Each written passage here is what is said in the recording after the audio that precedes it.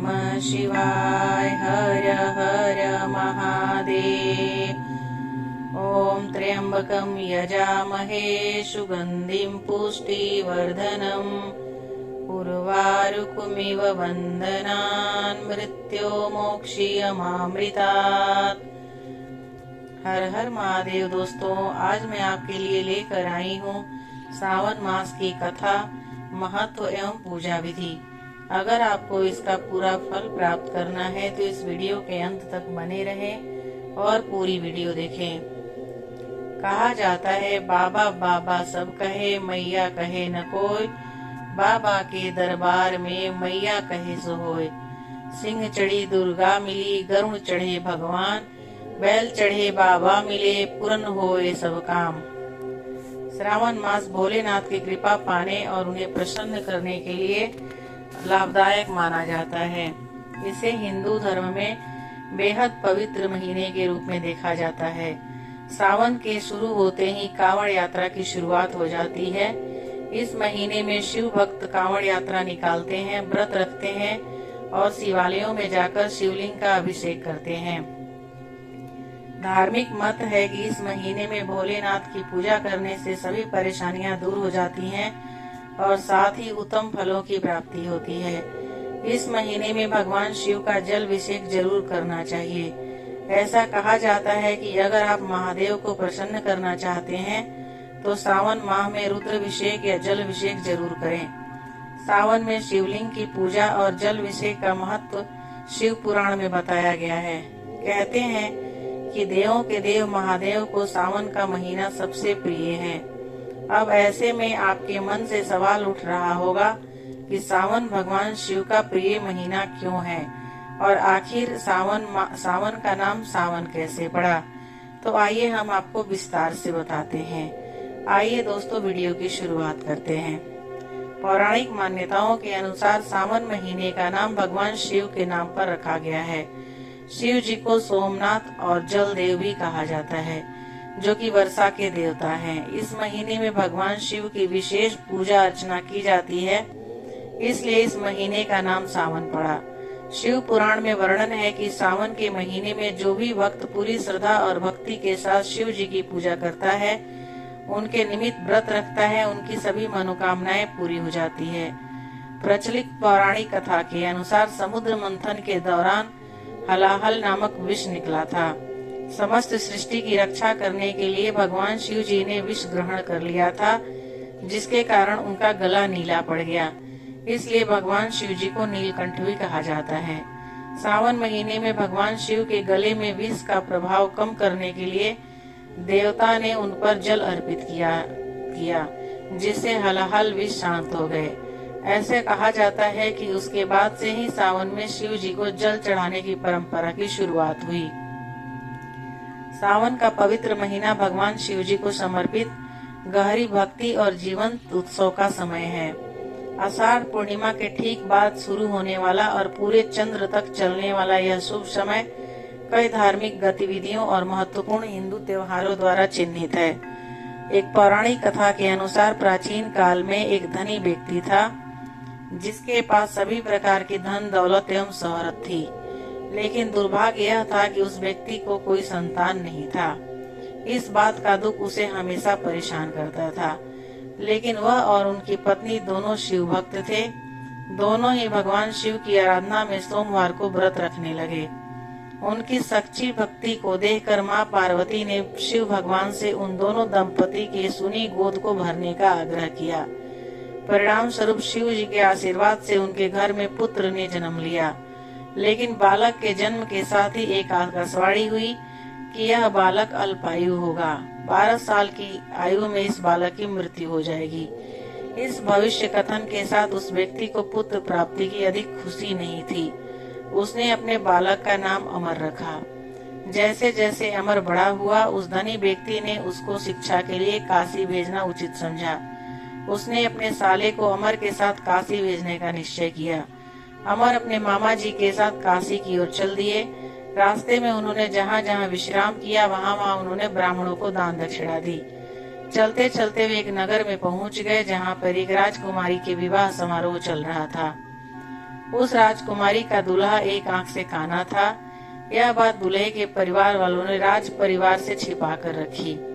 उन्हें इस बात का डर था कि यह बात अगर राजा को पता चल गई तो यह शादी नहीं होगी।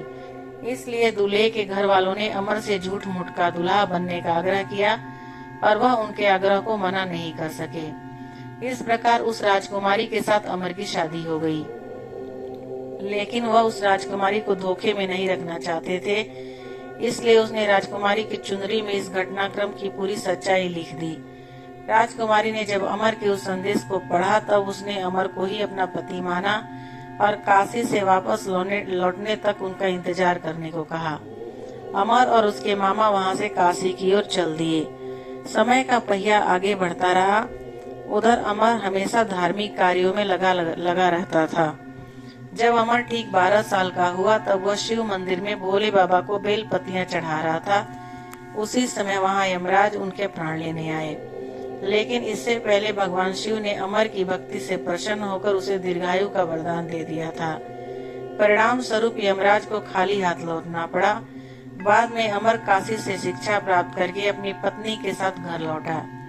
इस प्रकार जो भी व्यक्ति इस कथा को सुनता है या पढ़ता है उसके समस्त दुख दूर हो जाते हैं और मनोवांछित सभी कामनाओं की पूर्ति होती है। ऐसा माना जाता है कि सावन के महीने में सावन सोमवार का व्रत रखकर अगर सावन सोमवार की कथा की जाए या सुनी जाए, इससे सभी दुखों का अंत होता है और भोलेनाथ अपने भक्तों की सभी इच्छाएं पूर्ण करते हैं। तो आप भी सावन के हर सोमवार अपने मन में भोलेनाथ का नाम लेकर इस पावन कथा को जरूर सुने। भगवान शिव जी की कृपा आप पर हमेशा बनी रहेगी। शिव पुराण के अनुसार सावन मास में भगवान शिव और माता पार्वती भूलोक में निवास करते हैं। धार्मिक कथाओं के अनुसार भगवान शिव को सावन माह काफी प्रिय है, क्योंकि दक्ष की पुत्री माता सती ने अपने जीवन को त्याग कर कई वर्षों तक शापित जीवन जिया। इसके बाद वह हिमालय राज के घर में पुत्री के अवतार में जन्म ली, जहां उनका नाम पार्वती रखा गया। माता पार्वती ने भगवान शिव को पति के रूप में पाने का दृढ़ निश्चय लिया। ऐसे में माँ पार्वती ने कठोर तपस्या की, जिससे प्रसन्न होकर भगवान शिव जी ने उनके विवाह करने का प्रस्ताव को स्वीकार कर लिया। इसके बाद सावन माह में ही शिव जी का विवाह माता पार्वती से हुआ था। सावन मास में भगवान शिव अपने ससुराल आए थे, जहाँ पर उनका अभिषेक करके धूमधाम से स्वागत किया गया था। इस वजह से भी सावन माह में अभिषेक का विशेष महत्व है। दोस्तों, मार्कंडू ऋषि के पुत्र मार्कंडेय ने लंबी आयु के लिए सावन माह में ही घोर तप करके शिव जी की कृपा प्राप्त की थी, जिससे मिली मंत्र शक्तियों के सामने मृत्यु के देवता यमराज भी नतमस्तक हो गए थे। शिव पुराण में उल्लेख है कि भगवान स्वयं ही जल हैं, इसलिए जल से उनकी अभिषेक के रूप में आराधना का उत्तमोत्तम फल, जिससे कोई संशय नहीं है। शास्त्रों में वर्णित है कि सावन महीने में भगवान विष्णु योग निद्रा में चले जाते हैं, इसलिए ये समय भक्तों, साधु संतों सभी के लिए अमूल्य होता है। यह 4 महीनों में होने वाला एक वैदिक यज्ञ है, जो एक प्रकार का पौराणिक व्रत है, जिसे चौमासा भी कहा जाता है। तत्पश्चात सृष्टि के संचालन का उत्तरदायित्व तो भगवान शिव ग्रहण करते हैं, इसलिए सावन के प्रधान देवता भगवान शिव बन जाते हैं। दोस्तों, मूल्यों की तलाश के लिए जीवन में शिव तत्व की खोज जरूरी है। शिव हमेशा तपस्या, ध्यान और चिंतन के पथ पर चलते हैं। इससे उनको शक्ति और ऊर्जा प्राप्त होती है। इस शक्ति के कारण ही वे अभय होते हैं और ऊर्जा के कारण प्रभुत्व की कामना नहीं रहती है। ऊर्जा का विस्तार ही शिव को असीम और अनंत बनाता है। अपने भीतर ऊर्जा के विस्तार के कारण ही शिव नृत्य करते हैं और खुद के अंदर प्रकृति के विभिन्न शक्ति रूपों को देखकर प्रसन्न होते हैं। सावन रस का माह है। रसीले फलों के साथ बारिश की फुहार तन मन को संतुष्ट करती है। यह अगर दिल तक नहीं पहुंच पा रही है तो इसका तात्पर्य है कि हम शिव तत्व से दूर हैं। ऐसे में महीने को यूं ही नहीं जाने देना चाहिए, इसके साथ खुद को बदलना चाहिए। बदलाव प्रकृति की विशेषता है, बदलाव ही शिव है। सावन कहता है कि शिव को देखो, जो आशा और जीवन के प्रतीक हैं। सावन अगर भीतर आया, हरियाली को जब हम स्पर्श करेंगे तो जीवन में रस आएगा। प्रकृति सावन में रस का भरपूर बौछार कर रही है। रस का स्वाद लेना है। सावन सृजन का महीना है। सृजन के लिए प्रेम और पवित्रता का भाव जरूरी है।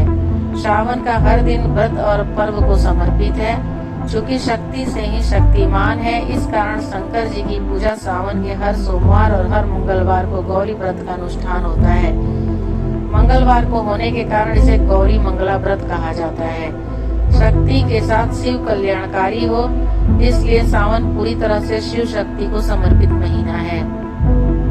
श्री रामचरितमानस में तुलसीदास जी श्रवण मास के विशेष में लिखते हैं, वर्षा ऋतु रघुपति भगति, तुलसी साली सुदास, राम नाम पर बरन जुग, सावन भादो मास। इस प्रकार से श्रावण मास शक्ति एवं हरियाली का प्रतीक है।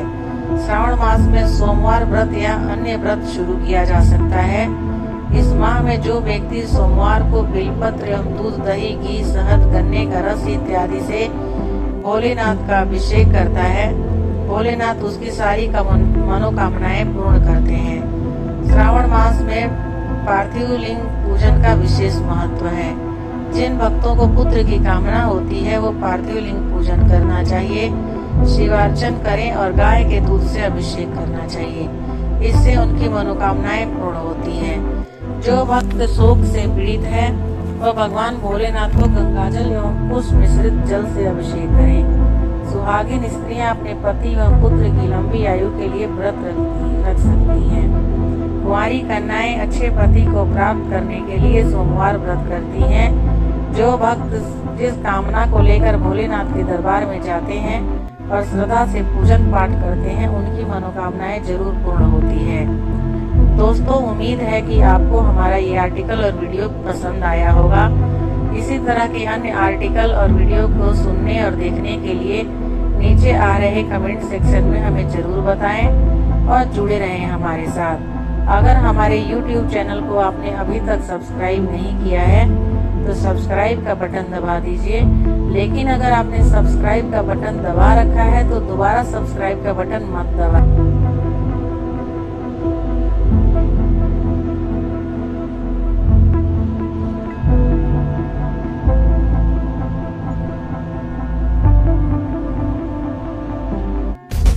नाद ताल मृदंग हूँ कट घा कट धा कट धी कट नाद धरेन्द्र हद्रा दिदी कट वी कट दो कट फट फरंगट फेर फरे ददड़े नग दोम ददा कट धी कट नाद ताल मृदंग हूँ कट घा कट धा कट धी कट नाद नाद ताल मृदंग हूँ कट घा कट धा कट धी कट नाद धरेन्द्र हद्रा दिदी कट वी कट दो कट फट फरंगट फेर फरे ददड़े नग दोम ददा कट धी कट नाद ताल मृदंग हूँ कट घा कट धा कट धी कट नाद नाद ताल मृदंग हूँ कट घा कट धा कट धी कट नाद धरेन्द्र हद्रा दिदी कट वी कट दो कट फट फरंगट फेर फरे ददड़े नग दोम ददा कट धी कट नाद ताल मृदंग हूँ कट घा कट धा कट धी कट नाद नाद ताल मृदंग हूँ कट घा कट धा कट धी कट नाद धरेन्द्र हद्रा दिदी कट वी कट दो कट फट फरंगट फेर फरे ददड़े नग दोम ददा कट धी कट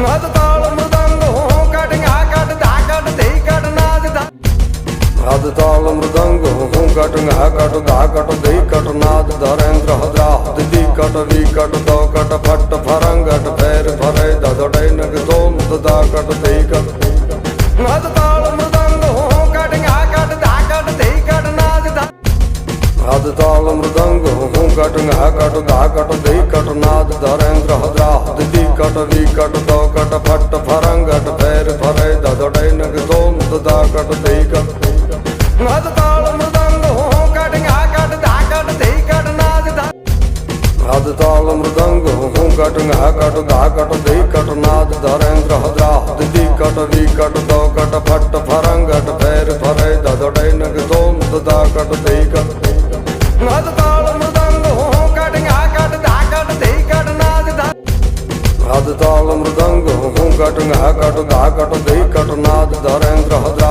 दिदी कट वी कट दो कट फट फरंगट फेर फरे ददड़े नग दोम ददा कट धी कट नाद ताल मृदंग हूँ कट घा कट धा कट धी कट नाद नाद ताल मृदंग हूँ कट घा कट धा कट धी कट नाद धरेंद्र हद्रा दी कट वी कट दो कट फट फरंगट फेर फरे ददड़े नग दोम दा कट धी कट नाद ताल